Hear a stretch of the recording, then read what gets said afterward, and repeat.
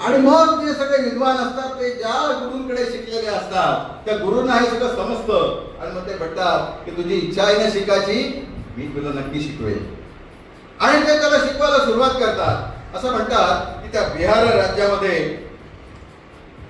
राज्यामध्ये एक उच्छैष्ट नावाचं, मधुबनी जिल्ह्यामध्ये उच्छैष्ट नावाचं एक गाव आहे.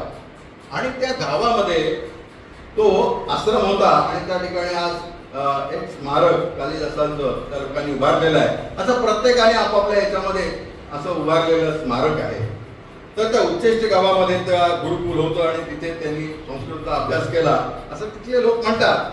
पण आपण आपल्याला असं की आपला जो नायक आहे, जो काली आहे, तो त्या ठिकाणी संस्कृतचा अभ्यास करायला लागला आणि संस्कृतचा अभ्यास मनापासून करायला लागला.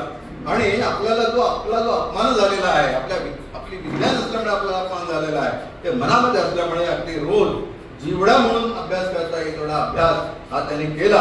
आणि एके दिवशी त्याप्रमाणे वाल्मिकींनी त्या बघितल्यानंतर त्याच्या तोंडातून काव्य बाहेर पडलं, तशाच तऱ्हेचं एक काव्य हे त्याच्याकडून बाहेर पडलं. जेव्हा ही पुष्पा ही अत्यंत सजून झजून त्याच्या समोर आली आणि तेव्हा ती त्याला म्हणाली, अरे तू तर कविता करतोय, तू लिही. आणि मग असं म्हटल्यानंतर तो म्हणतो की तू माझी प्रेरणा आहेस आणि मग जशी कृष्णाची राधा तशी तू माझी पुष्पा आहेस असं म्हणून तो ते लिहायला लागतो. आणि तिथे ऋतुसंहारचा जन्म. आणि त्या ऋतुसंहारमध्ये कालिदासांनी सगळ्या ऋतूंचं वेगवेगळं वर्णन केलेलं आहे.